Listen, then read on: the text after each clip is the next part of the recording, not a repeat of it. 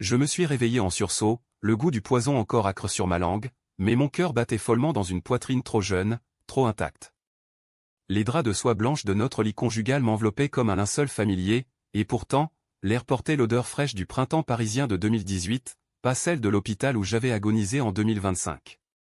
J'ai hurlé intérieurement, morte depuis 7 ans, trahie par la femme qui se disait ma mère, et voilà que je revenais, nue et vulnérable, dans le corps de la mariée naïve que j'avais été, prête à tout pour venger chaque larme, chaque humiliation, jusqu'à ce que le sang de mes bourreaux coule sur les pavés de la ville lumière. Le scalpel invisible de la mort m'avait ouverte en deux, révélant non seulement la trahison de ma belle-mère, mais un secret familial si pourri qu'il puait la scène en crue. Mon mari, ce lâche, savait tout et avait laissé faire. Élise, 28 ans, architecte talentueuse promise à un avenir radieux, gisait maintenant dans son propre passé, les poings serrés contre les fantômes qui hantaient encore les couloirs de notre hôtel particulier du 16e arrondissement. Et cette fois, je ne supplierai plus, je dirigerai l'orchestre de leur chute, note par note, jusqu'à l'applaudissement final de leur ruine. Paris, cette garce éternelle, m'avait volé mon souffle une fois, elle me le rendait maintenant chargé de rage, un cocktail Molotov prêt à incendier les salons feutrés des Duval. Ma belle-mère, Marguerite Duval, comtesse déchue d'un lignage bourbonien imaginaire, avait tissé sa toile autour de moi dès le premier baiser volé à Antoine lors d'une vernissage au Louvre. Elle contrôlait les menus des dîners, les coupes de mes robes Chanel, et même les murmures dans notre chambre à coucher. Mais ce n'était que la surface lisse d'un lac noir, en dessous bouillonnait son ambition vorace pour marier Antoine à sa nièce complaisante, héritière d'un empire pharmaceutique, afin d'effacer la tâche que j'étais une roturière ambitieuse sans fortune ni sang bleu. Le poison? Un accident culinaire lors d'un gala à l'opéra, où elle avait glissé l'arsenic dans mon verre de champagne rosé, sous les yeux complices de mon époux. J'étais morte en vomissant mes tripes sur le marbre froid, hurlant son nom dans l'indifférence des invités masqués. Maintenant, ce matin de mai 2018, alors que le soleil filtrait à travers les voilages de notre chambre surplombant le boulevard Flandrin, je sentais le poids de cette seconde chance comme une lame à double tranchant. Antoine dormait encore à mes côtés, son souffle régulier un mensonge qu'il répétait chaque nuit. Je me levais sans bruit, mes pieds nus effleurant le parquet ciré, et me regardais dans le miroir ancien, celui où Marguerite m'avait complimenté sur ma fraîcheur éphémère lors de notre lune de miel à Saint-Tropez. Mes yeux, ces yeux que j'avais vus s'éteindre dans les néons hospitaliers, brillaient maintenant d'une lueur assassine. Élise Duval, murmurai-je à mon reflet, tu n'es plus la poupée qu'il manipule. Tu es la marionnettiste. Le petit déjeuner fut le premier acte de ma comédie. Marguerite descendit les escaliers en spirale comme une impératrice byzantine, sa robe de soie grise moulant sa silhouette émaciée, ses perles noires claquant contre son décolleté ridé. Ma chère Élise, tu as l'air reposée. Le projet au Marais avance-t-il? Sa voix, un miel empoisonné, masquait le venin que je connaissais trop bien. Antoine, assis à la table en acajou, leva vaguement les yeux de son iPad, où défilaient les cours de l'action familiale Duval Pharma, l'empire bâti sur des brevets volés et des scandales étouffés. Oui, belle-mère, répondis-je d'une voix douce, en versant le café fumant dans sa tasse de porcelaine de Limoges. Mes doigts tremblèrent un instant sur la tasse non de peur, mais d'anticipation. J'avais lu, dans ma vie précédente, les rapports toxicologiques, l'arsenic qu'elle avait utilisé provenait d'un flacon au ménage de l'usine familiale, un détail qu'elle avait effacé avec l'aide d'un avocat véreux. Aujourd'hui, je souris en remuant le sucre, imaginant déjà comment je retournerais son arme contre elle. Et vous? Avez-vous bien dormi après le conseil d'administration? Ces rumeurs sur les essais cliniques. Alarmantes, non? Elle se figea, sa cuillère en argent suspendue. Antoine toussa, mal à l'aise. Élise, ce ne sont que des ragots. Maman gère tout à la perfection. Parfait. Le mensonge flottait déjà, comme la brume sur la Seine. Je hochai la tête, feignant l'innocence, mais intérieurement, je cartographiais leur chute, d'abord, infiltrer les secrets enfouis dans les coffres de Duval Pharma, ensuite, semer le doute avec des fuites anonymes aux Inrocks ou au Monde, enfin, le coup de grâce lors du prochain gala, où je les regarderais s'effondrer sous le poids de leurs propres mensonges. Les jours suivants furent une danse macabre sur les boulevards parisiens. Je reprenais mon travail à l'agence d'architecture rue de Rivoli, esquissant des plans pour un musée éco-responsable qui, dans ma vie antérieure, avait été saboté par Marguerite pour me discréditer. Un délai manqué dû à une erreur de calcul qu'elle avait fabriquée avec un hacker à sa solde. Maintenant, je bossais tard, entouré de mes collègues Sophie, la blonde pétillante qui m'avait soutenu en secret, et Pierre, le rival jaloux que Marguerite avait tenté de corrompre. « Élise, tes rendus sont sublimes », me dit Sophie un soir, autour d'un verre de vin nature au comptoir général. Mais Antoine, il te laisse respirer? Je ris, un rire teinté d'amertume. Il essaie. Mais les Duval, c'est une autre histoire. Pour la première fois, je laissais filtrer une fissure, Marguerite veut que je démissionne. Pour me concentrer sur la famille. Sophie haussa les sourcils, et je vis l'étincelle, une alliée potentielle. Dans ma tête, le plan se dessinait, utiliser Sophie pour accéder aux archives numériques de l'agence, où j'avais stocké, 7 ans plus tard, les preuves d'un scandale enfoui. Duval Pharma avait testé un médicament expérimental sur des patients vulnérables en banlieue, causant des morts silencieuses couverts par des pots de vin à des inspecteurs de la NSM. Ce soir-là, rentrant par le métro ligne 9, je sentis la première piqûre de la réalité. Ce corps jeune était vigoureux, mais chargé de souvenirs qui me hantaient comme des spectres. À la station Franklin D. Roosevelt, une femme d'une quarantaine d'années, ressemblant vaguement à la nièce de Marguerite, Claire, l'héritière aux yeux froids, bouscula mon épaule. « Pardon, mademoiselle. » Son parfum, Chanel numéro 5, identique à celui de ma belle-mère. Était-ce un signe? Ou déjà une ombre de leur toile? Je serrai mon sac contre moi, où j'avais glissé un carnet noir, liste des cibles, des dates, des mensonges à débusquer. De retour à l'hôtel particulier, Antoine m'attendait dans le salon aux lambris dorés, un verre de cognac à la main. « Où étais-tu? » Maman s'inquiète. « Inquiète ?» Le mot me fit éclater de rire intérieurement.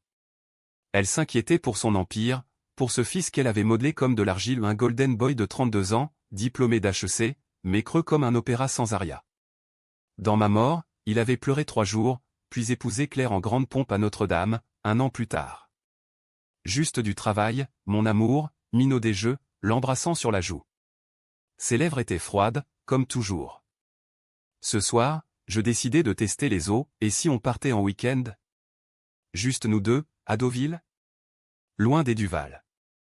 Il hésita, jetant un œil vers la porte où l'ombre de Marguerite planait toujours. Maman a un dîner important vendredi. Les investisseurs saoudiens. Bien sûr. Priorité aux milliards sales. Je hochai la tête, mais en moi, la rage montait. Bientôt, ces investisseurs fuiraient comme des rats d'un navire en feu. La semaine s'écoula en un tourbillon de réunions feintes et de nuits agitées. J'appelai un vieil ami de l'école des beaux-arts, Lucas, un journaliste freelance au Canard enchaîné, connu pour ses plumes acérées contre les puissants. « Élise. Ça fait une éternité. Qu'est-ce qui te tracasse ?» Sa voix chaude au téléphone me rappela les jours insouciants avant le mariage. « Rien de grave, Lucas. Juste des doutes sur Duval Pharma. Tu as entendu parler des essais en 2017? Des patients en phase terminale à Saint-Denis. » Il siffla. Sensible, ces trucs. Pourquoi? Je feignis la curiosité innocente, Antoine en parle vaguement. Ça m'inquiète pour notre avenir. Un mensonge pieux, en réalité, j'alimentais le feu. Lucas promit de creuser, et 2 jours plus tard, un mail anonyme atterrit dans ma boîte, un dossier scanné d'un lanceur d'alerte, preuve de falsification dans les rapports cliniques. Le cœur battant, je l'imprimai dans un cybercafé anonyme près de Bastille, page jaunie comme des aveux de fantômes. Marguerite sentit le vent tourner lors du dîner familial du jeudi. Autour de la table dressée comme pour un conseil de guerre, argenterie Christophe, chandelle de cire d'abeille, elle attaqua. « Élise, ma chérie, tu sembles distraite. Ces nuits tardives à l'agence. Ce n'est pas bon pour ta ligne. Et pour un héritier. » Son sourire carnassier trahit son jeu, pas d'enfant, pas de stabilité, et sans stabilité, exit la roturière. Antoine rougit, marmonnant, « Laisse-la, maman. » Mais ses yeux évitaient les miens. Je posai ma fourchette, le regard planté dans le sien. Un héritier? Peut-être. Mais d'abord, la vérité. Avez-vous lu Le Monde ce matin, belle-mère? Un article sur les scandales pharma. Fascinant. Elle blêmit, sa main tremblant sur son verre de Bordeaux. L'article était bidon, une diversion que j'avais leaké via un compte fictif sur Twitter, mais son effet fut électrique. « Que insinues-tu » siffla-t-elle. « Rien, répondis-je suavement. Juste que les secrets de famille, comme les 20 millésimés, finissent par aigrir. » Antoine changea de sujet, mais la graine était plantée. cette nuit-là, seul dans la salle de bain de marbre, je pleurais pour la première fois depuis mon retour au nom de tristesse, mais de triomphe froid. La vengeance n'était pas un sprint, c'était un opéra wagnérien, et j'en étais la Valkyrie. Le vendredi arriva comme un orage sur la tour Eiffel. Le gala à l'Opéra Garnier bruissait de smoking Armani et de robes Dior, l'air chargé de parfums orientaux et de murmures d'affaires. J'avais choisi une toilette rouge sang, fendue jusqu'à la cuisse, un scandale ambulant aux yeux de Marguerite qui, en noir absolu, me toisa à l'entrée du parterre. Provocante, Élise. Attention à ne pas attirer les mauvaises attentions. Son souffle était un vent froid du nord. Antoine, à mon bras, transpirait déjà sous son nœud papillon. Tu es sublime. Mensonge numéro 200. Les Saoudiens, ces princes au pétrole noir, étaient là pour signer un partenariat juteux. Duval Pharma injecterait des fonds pour un nouveau médicament anti-cancer, masquant les irrégularités passées. J'avais tout prévu. Lucas avait glissé un USB codé à un contact au Figaro, et à 22 heures précises, pendant le premier acte de la Traviata, les écrans du foyer s'allumèrent sur une projection pirate, documents volés, témoignages de familles endeuillées, voix chevrotantes accusant Duval de meurtres légaux. Le chaos fut exquis. Cris étouffés, verres qui tintant tombant, flash des photographes comme des éclairs. Marguerite se dressa, livide, c'est une erreur. Une calomnie. Mais les yeux des investisseurs se tournaient déjà ailleurs. Antoine me saisit le bras, qu'est-ce que c'est que ça? Élise, tu savais? Je me dégageai doucement, mes lèvres ourlées d'un sourire vespéral. Savais quoi, mon amour?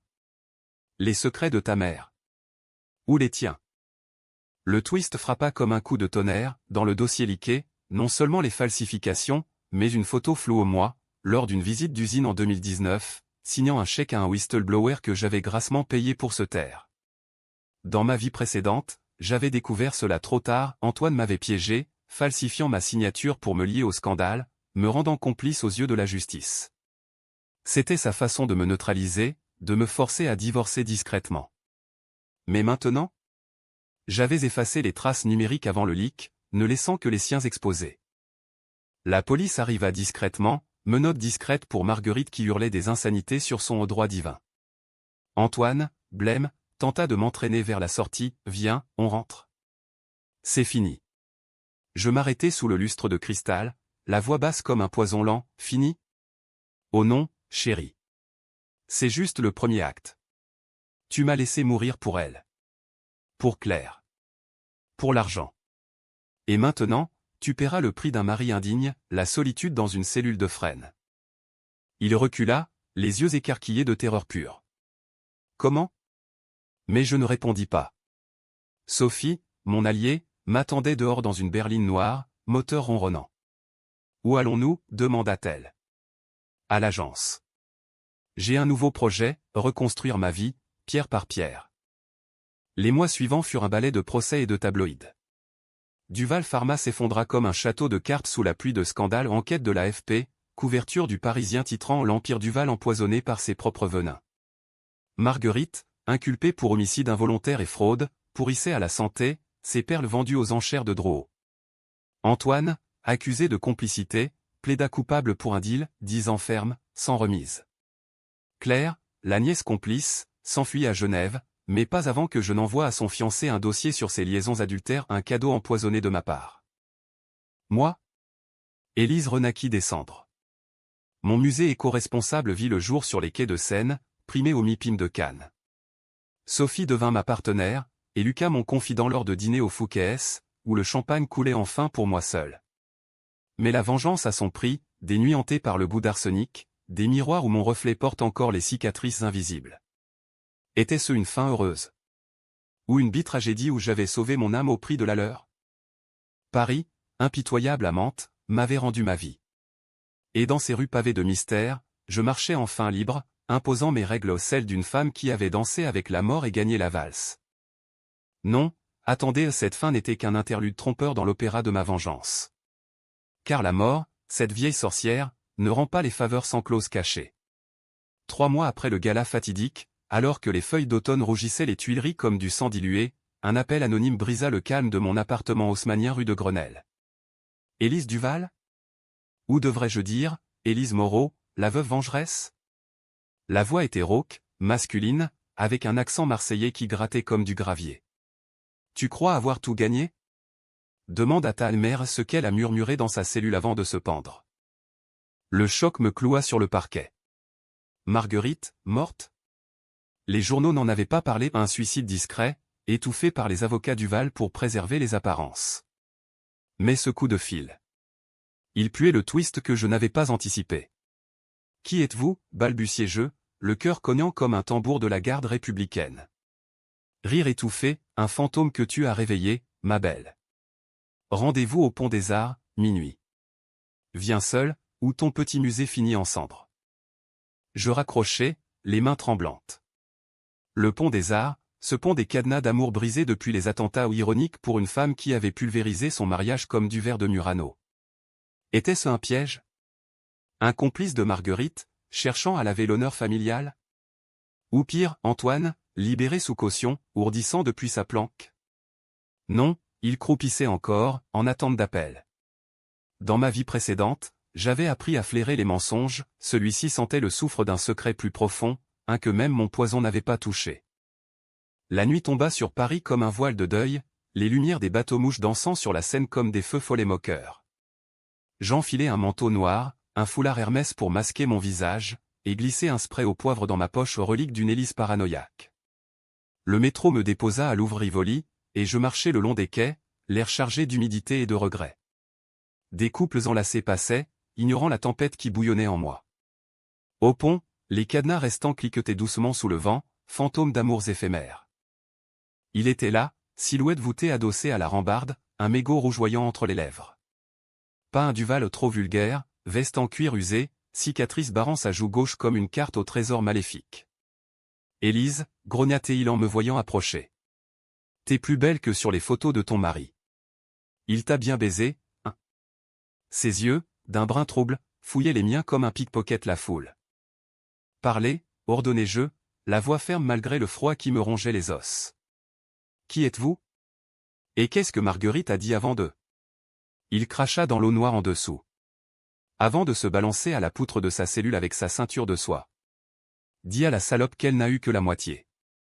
Le reste est pour Antoine. Il sortit une enveloppe jaunie de sa poche, la tendant comme un testament maudit. Lis. C'est pas moi qui ai tué ta curiosité, c'est elle, depuis l'au-delà. Les mains gantées, j'ouvris l'enveloppe sous la lueur jaunâtre d'un réverbère. Une lettre manuscrite, encre bleue fanée, mots de Marguerite, rageux et décousu. Élise, tu crois m'avoir brisé. Tu n'as effleuré que la surface. Antoine n'est pas mon fils, pas de sang Duval. Ton mari est le bâtard de mon frère, fruit d'une nuit avec une pute de Montmartre en 1990.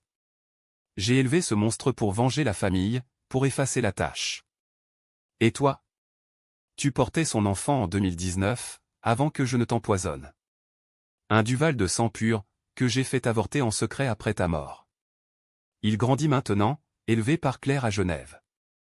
Nomme-le, Lucien Duval. Viens le chercher, si tu oses. Ou laisse-le pourrir dans notre ombre. Le monde bascula. Un enfant? Le mien, arraché post-mortem, élevé par les ennemis?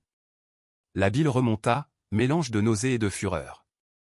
Dans ma vie précédente, j'avais soupçonné une grossesse fantôme ou des nausées inexplicables avant le gala, mais Marguerite avait tout nié, me gavant de pilules vitamines.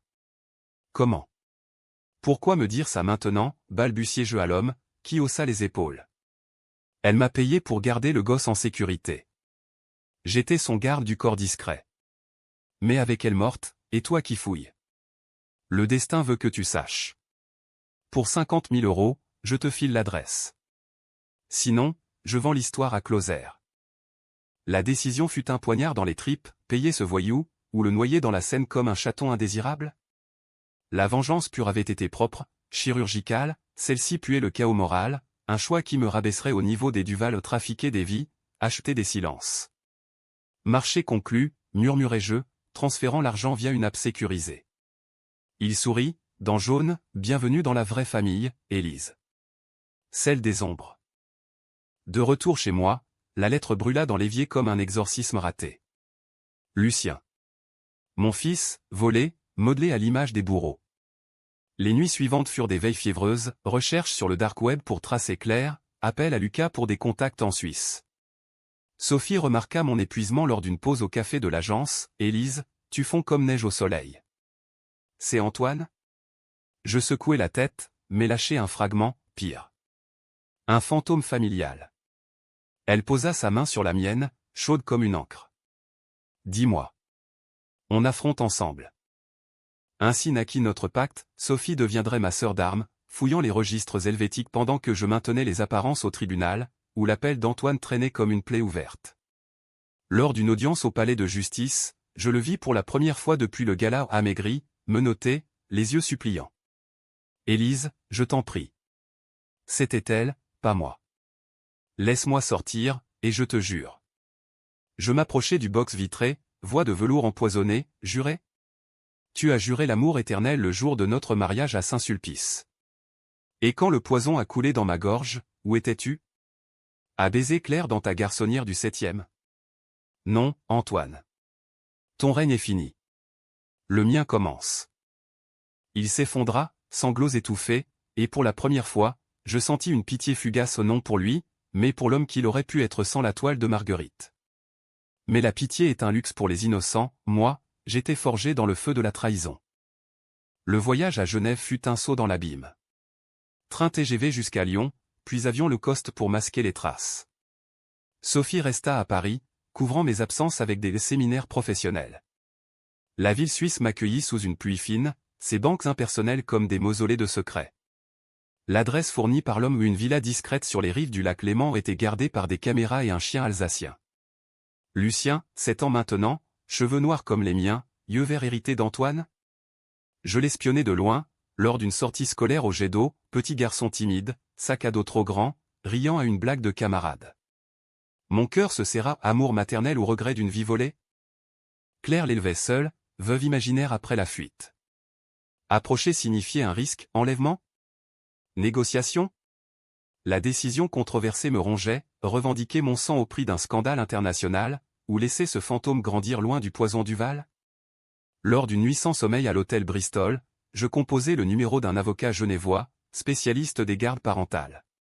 Madame Moreau, c'est complexe. Sans preuve ADN immédiate, et avec l'historique français. Complexe? C'était un labyrinthe minotaure. Le climax survint un soir brumeux, alors que je rôdais près de la villa. Claire sortit, Lucien à la main, direction un concert de Noël à l'Opéra de Genève. Je les suivis, ombre parmi les flocons. Dans le hall doré, sous les lustres étincelants, nos regards se croisèrent, le sien, froid comme un glacier alpin. Toi. La sorcière de Paris. Elle serra Lucien contre elle. Il leva les yeux, curieux. Maman, c'est qui? La salle se remplit de murmures, violons accordés comme des nerfs tendus. Laisse-moi lui parler, suppliai-je, voix brisée pour la première fois. Il est à moi. Claire rit, amère, à toi. Tantine Marguerite m'a tout raconté. Tu l'as tué avec tes mensonges. Et cet enfant? Il est Duval, pas ton bâtard raté. Lucien fronça les sourcils, sentant la tempête. La décision claqua comme un fouet, je sortis mon téléphone, lançant un enregistrement vocal aux confessions de l'homme marionnettiste, acheté cher, prouvant l'avortement forcé et le rapt. La police suisse arriva vite, sirène hurlant dans la nuit enneigée.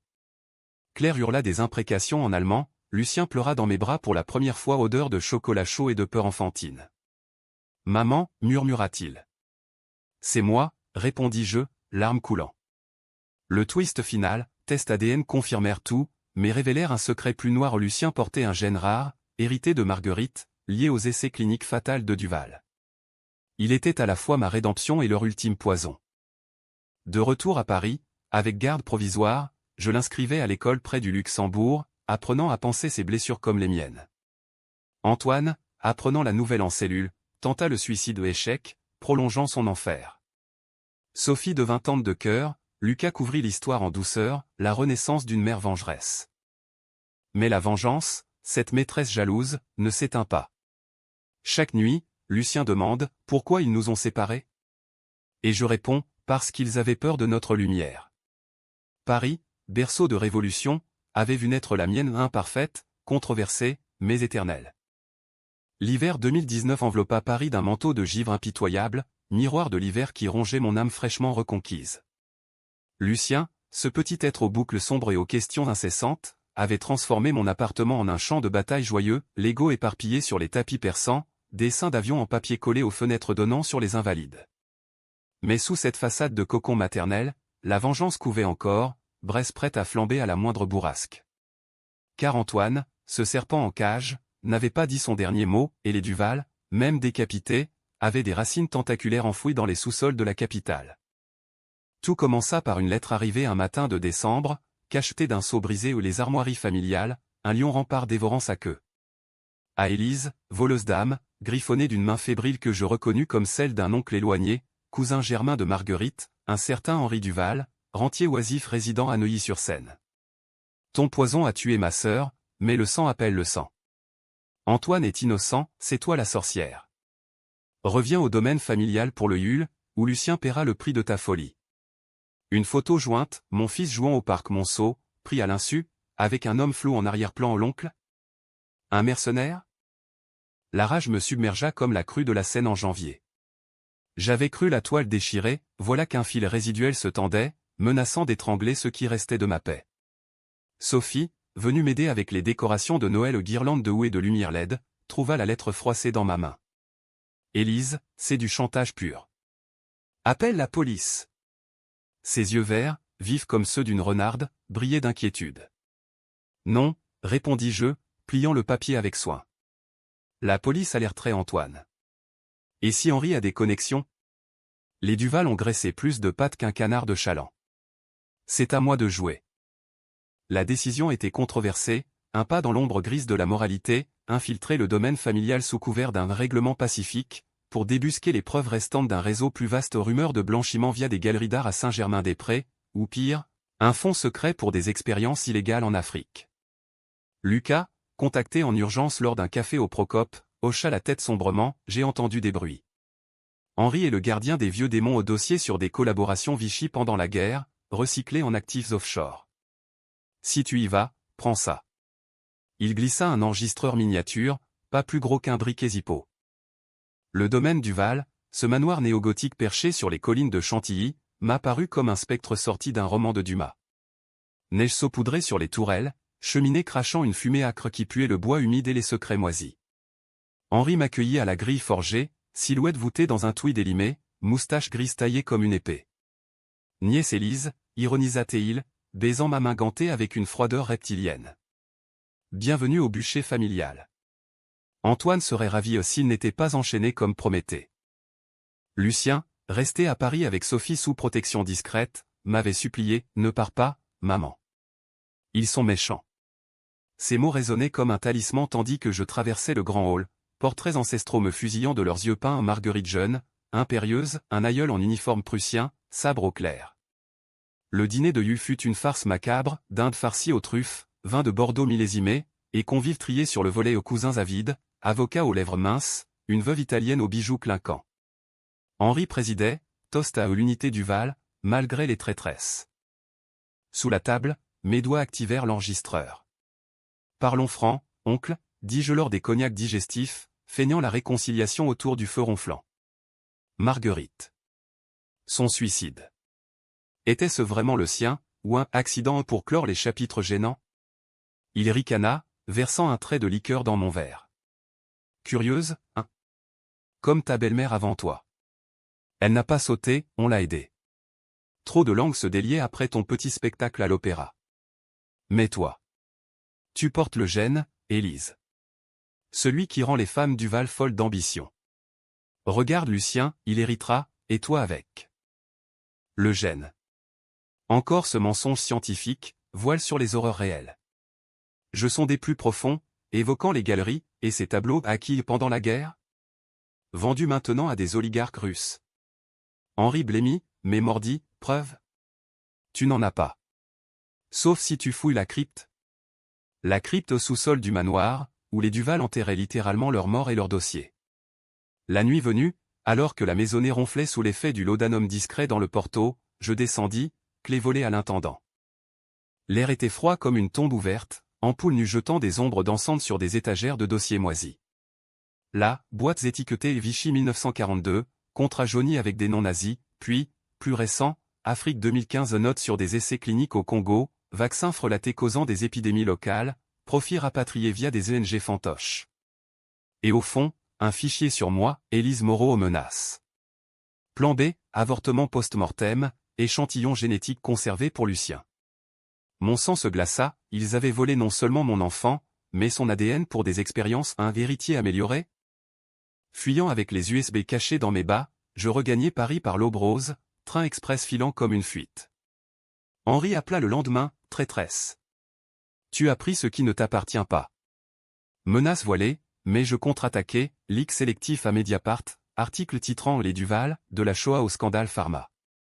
L'Empire vacilla de nouveau, action en chute libre, Interpol alerté pour extradition.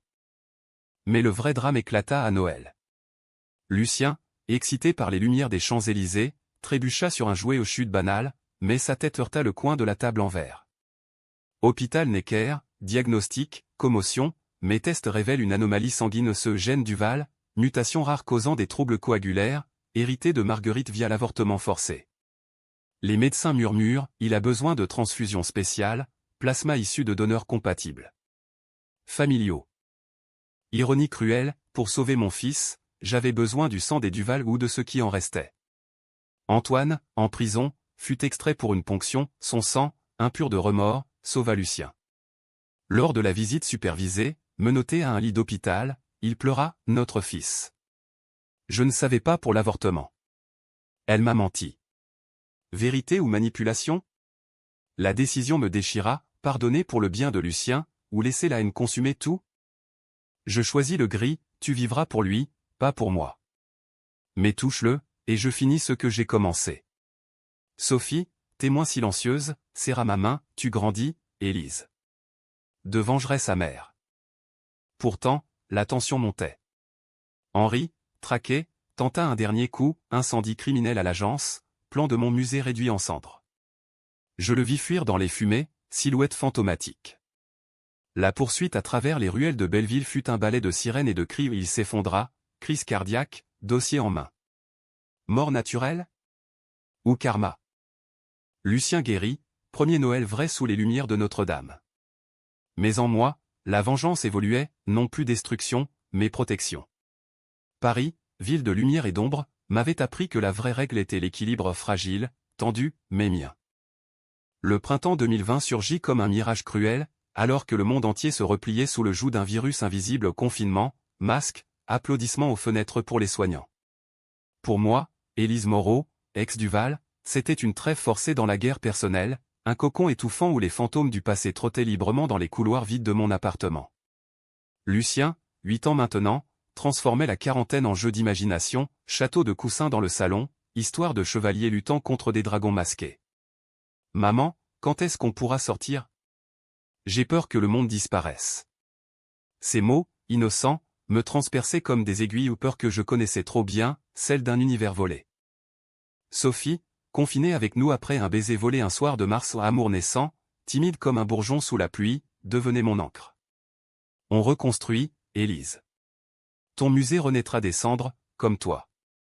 Elle avait raison, les plans numériques, sauvés in extremis, attendaient dans mon ordinateur, prêts à défier les ruines. Mais la paix était illusoire. Des mailles anonymes pleuvaient, le sang du Val coule en Lucien. Il est marqué. Laisse-le nous, ou le virus le prendra. Chantage pandémique, signé d'un pseudo-ombre Chantilly résidu du réseau Henri, ou pire, des complices transnationaux de Duval Pharma, qui profitaient du chaos pour écouler des stocks de masques frelatés. La décision controversée me rongeait, révéler publiquement le lien de Lucien avec les Duval, exposant mon fils aux médias voraces, ou plonger plus profond dans l'ombre pour traquer les émissaires? Je choisis l'ombre, aidé par Lucas, confiné dans son studio du Marais, tapant furieusement sur son clavier.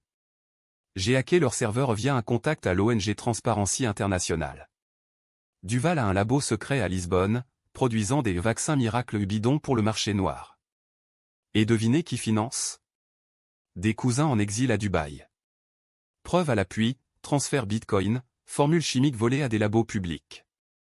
Un plan se dessina, audacieux et immoral, un voyage clandestin en Portugal, sous couvert de recherche architecturale ou pour un projet fictif. Sophie veillerait sur Lucien via Zoom, tandis que je m'envolerais incognito, billet le coste via Madrid pour brouiller les pistes. C'est du suicide, protesta TL, larmes aux yeux lors de notre au revoir masqué sur le balcon. Pour lui, je renaîtrai 10 fois, répondis-je, l'embrassant à travers le tissu au premier baiser confiné, chargé de promesses et de peur. Lisbonne m'accueillit sous un ciel azuréen trompeur, ses azuléjos bleus masquant la pourriture sous-jacente. Le labo, dissimulé dans une usine désaffectée du quartier de Alcantara, bourdonnait d'activités illégales, gardes armés, camions chargés de fioles sans étiquette. Déguisé en ingénieur pharmaceutique au badge falsifié grâce à un contact de Lucas, je m'infiltrais lors d'une inspection routine. L'air puait le désinfectant chimique, et les techs, masqués jusqu'aux yeux, mélangeaient des composés qui, selon les dossiers volés, contenaient des traces d'arsenic. Ironie fatale, larmes de marguerite recyclées en remède. Au cœur du labo, un homme en blouse blanche, Dr Emilio Vargas, chimiste argentin exfiltré par Duval, regard perçant derrière ses lunettes rondes. « Madame ? Vous êtes de l'EMA » Je hochai la tête, feignant l'accent neutre. « Contrôle sanitaire. Montrez-moi les lots pour l'Afrique. » Il hésita, mais obéit, guidant vers une salle réfrigérée. Là, étagère de vaccins, date d'expiration truquée, composition dopée à des stéroïdes pour simuler l'immunité. Efficace à 99%, madame. Testé sur des volontaires. Locaux. Volontaires ? Esclaves, plutôt aux migrants en quarantaine, payés en promesses vides. La rage bouillonna, je sortis l'enregistreur dissimulé dans mon stylo. Et les Duval ? Leur part ? Vargas ricana, les fantômes français. Ils envoient des ordres via des cryptos. Protéger l'héritier Lucien, disent-ils. Le gosse est la clé au son ADN pour un sérum anti-âge, basé sur le gène familial. Marguerite l'avait prévu avant de crever. Mon sang se figea. Lucien, cobaye potentiel ? Le twist me frappa, la vengeance n'était pas finie, elle s'était métastasée en une conspiration globale, où mon fils était la monnaie d'échange ultime. Fuyant avec des échantillons en poche au fiole scellés dans mon sac à main, je déclenchai l'alarme en accident, un bêcher renversé, flamme léchant les étagères. Chaos, sirène hurlante, garde courant, Vargas criant des ordres en espagnol. Je m'échappai par les docks, sautant dans un taxi pour l'aéroport, cœur battant la chamade. Mais au contrôle, un agent fronça les sourcils, Madame Moreau ? Un mandat international pour terrorisme industriel ? Piège. Les Duval avaient infiltré les douanes portugaises via des pots de vin. La cavale fut un film noir sous stéroïdes, fuite à pied dans les ruelles de Belém, embarquement forcé sur un ferry vers Setúbal, appel désespéré à Lucas pour un jet privé via un contact excentrique, un collectionneur d'art qui me devait une faveur d'une expo sabotée jadis. Atterrissage à Orly sous le couvert de la nuit, masque baissé, et course vers Paris confiné. Sophie m'attendait à la gare, Lucien endormi dans ses bras. « Tu es folle » murmura-t-elle en m'étreignant. « Mais tu as gagné. » Les preuves atterrirent sur le bureau du procureur européen à Bruxelles, labo démantelé, Vargas extradé, fonds Duval gelé. Les cousins de Dubaï fuirent vers des paradis fiscaux plus exotiques, mais Interpol les traquait comme des ombres. Antoine, informé en cellule, envoya une lettre tremblante, « Sauve notre fils. » Je paie tout. Trop tard, je demandai le divorce final, effaçant le nom Duval de nos vies comme une tache d'encre. Pourtant, le confinement révéla des fissures, Lucien, fiévreux une nuit, délira sur les méchants qui veulent mon sang. Le gène le rongeait, crise sporadique nécessitant des traitements expérimentaux. Ironie, issus des mêmes labos que j'avais combattus. Sophie et moi, unis dans l'amour naissant, transformâmes l'appartement en sanctuaire, yoga au lever du soleil, lecture de Victor Hugo à la lueur des bougies. « Tu es ma Valkyrie », me dit-elle un soir, nos corps enlacés sous les draps. « Et toi, ma muse », répondis-je, trouvant dans ses bras la paix que la vengeance n'avait pas su offrir. Mais apporta la décrue, déconfinement timide, parc rouvert, et mon musée, rebaptisé Phoenix Scène, posa sa première pierre sous les flashs des médias. Titre flatteur, Élise Moreau, l'architecte de la Renaissance. Mais en privé, la tension persistait à un appel de l'avocat d'Antoine, libération conditionnelle possible. Pour bonne conduite. Bonne conduite ? Après le poison, le rapt, les mensonges ? La confrontation finale eut lieu dans un café isolé du 14e, sous un ciel d'orage menaçant. Antoine, pâle et rasé de frais, s'assit en face de moi, menottes électroniques cliquetant. Élise. Pour Lucien. Ses yeux, jadis froids, brillaient de désespoir vrai. Je l'ai trahi, toi, tout. Mais le gêne. Il le tuera sans soin. Laisse-moi aider. La décision claqua, controversée, humaine. Une fois par mois, supervisée. Pour lui, pas pour nous. Davy, et je te noie dans la Seine moi-même. Il hocha la tête, brisé. En rentrant, Lucien courut vers moi, maman. Papa est un méchant? Je m'agenouillai, l'embrassant, il essaie d'être bon. Comme nous tous. Paris, ville de rédemption et de ruine, m'enseignait que la vraie vengeance était la survie tendue, imparfaite, mais victorieuse. L'été 2021 déferla sur Paris comme une vague de libération post-pandémie, terrasses bondées du boulevard Saint-Germain bruissant de rires et de cliquetis de verre, l'air chargé d'odeurs de croissants chauds et de jasmin en fleurs. Pour Lucien, 9 ans, c'était un paradis retrouvé, promenade à vélo le long des berges de la Marne, glace à la pistache chez Bertillon, et ses premiers pas timides vers l'école primaire du quartier latin, où il dessinait des châteaux invincibles pour conjurer les ombres familiales. Moi, Élise, j'avais ancré ma vie dans cette normalité fragile, le musée Phénix Seine avançait à grands pas, ses fondations de verre et d'acier symbolisant ma résurrection, Sophie et moi officialisions notre union lors d'une cérémonie intime à la closerie des Lilas, alliance en or blanc gravée de cendre à étoiles. Mais la vengeance, cette hydre aux têtes multiples, repoussait toujours un rameau vénéneux. Antoine, sous liberté conditionnelle, honorait ses visites mensuelles aux promenades surveillées au Jardin des Plantes, où il offrait à Lucien des histoires d'astronomie, télescope miniature pointé vers les constellations. Regarde, fiston, Orion, le chasseur invincible. Ironie, lui, chasseur raté, traqué par ses propres démons. Pourtant, lors d'une de ces après-midi ensoleillées, il glissa, Élise, il y a plus. Un coffre à la Banque de France, clé partagée avec Marguerite. Des documents sur ton accident initial. Pas le poison ou le début de tout. Le début. Flashback brutal, 2017, avant le mariage, un accident de voiture sur l'autoroute A6, où ma Fiat 500 avait dérapé dans le fossé, me laissant amnésique pour des semaines. J'avais attribué cela à la fatigue, maintenant, ces mots ravivèrent le doute. Quoi, sifflai-je, éloignant Lucien vers un marchand de ballons. Marguerite. Elle a trafiqué les freins. Pour te tester, te briser avant les vœux. Si tu survivais, tu étais indigne, sinon, bon débarras. Preuve dans le coffre, rapport mécanique falsifié, paiement à un garagiste véreux de banlieue. La rage remonta, acide comme du vinaigre. Décision controversée, ouvrir ce Pandora ensemble, risquant de rouvrir les plaies, ou l'enterrer pour la santé de Lucien. Je choisis l'ouverture, motivé par un appel anonyme la nuit suivante, le coffre contient ton vrai acte de naissance, Élise. Tu n'es pas qui tu crois. Voix déformée, écho des Duval survivants ou peut-être un cousin en fuite, cherchant à déstabiliser. La Banque de France, bastion austère place de la Concorde, nous accueillit sous escorte policière précaution pour Antoine. Le coffre, numéro 1942, année maudite, cracha ses secrets comme un vomissement, dossier jauni, photo granuleuse. D'abord, le sabotage, facture pour réparation frein signée d'un certain Raoul, mécano de Vitry-sur-Seine, décédé accidentellement en 2018. Puis, l'acte, Élise Moreau, née le 15 juin 1989 à l'Hôtel-Dieu, Paris. Mère, inconnue. Père, répertorié comme donneur anonyme. Mais une note manuscrite de Marguerite, la bâtarde de mon frère. ADN confirmé 2005. Élevée en orphelinat pour la cacher, maintenant, elle ose revendiquer notre sang. Twist final, dévastateur, j'étais une Duval de naissance.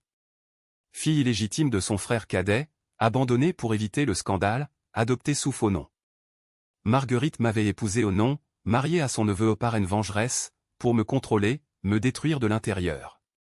Le poison n'était pas un caprice, c'était un matricide symbolique, effaçant la tâche fraternelle. Antoine, ignorant tout, avait été son pion ultime.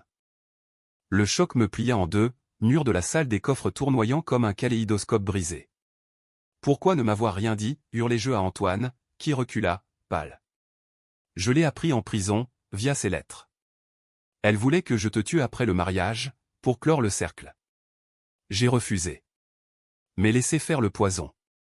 Pardonne-moi. Pardon? Le mot sonnait faux, mais pour Lucien qui portait ce sang maudit en double, je dus avaler la bile. La confrontation suprême se joua non en tribunal, mais dans un notaire du Marais, renonciation formelle d'Antoine à tout héritage du Val, papier signé sous serment. C'est fini, murmura-t-il en sortant, silhouette voûtée sous la pluie fine d'octobre. Pour toi, peut-être. Pour moi, c'est le début. Dehors, Sophie et Lucien m'attendaient, parapluie coloré comme un arc-en-ciel post-tempête. Maman a gagné contre les dragons, s'exclama-t-il. Oui, gagné, mais à quel prix? L'automne porta ses fruits amers doux, thérapie familiale avec un psy spécialisé en trauma générationnel, où Lucien a pris son arbre généalogique sans monstre, mon musée inauguré sous les feux d'artifice du 14 juillet 2022, invité trié au pas de Duval, que des alliés comme Lucas et Sophie. Titre dans le Figaro, Phénix et Lise, de la trahison à la triomphe. Mais en privé, les nuits étaient hantées, rêve où Marguerite riait, tu et nous, fille maudite. La fin heureuse ou oubli tragique? Vint un soir d'hiver 2023, Lucien endormi, Sophie cuisinant un coq au vin dans notre nouvelle maison à Montmartre. Un paquet anonyme, la clé du coffre restante, avec une note, brûle-le. Ou vis-le. Je choisis de brûler, flamme dans la cheminée léchant les derniers secrets. Antoine, récidiviste mineur pour violation de conditionnel, retourna en cellule au karma impartial. Paris, éternelle diseuse de vérités cruelles, m'avait forgé en femme complète, mère, amante, architecte de destin. La vengeance, commencée par un sursaut mortel, s'achevait non en apothéose sanglante, mais en quiétude tendue aux règles imposées, empire conquis. Et sous les étoiles du Sacré-Cœur, j'étais libre, enfin, dans la ville lumière qui ne pardonne ni n'oublie.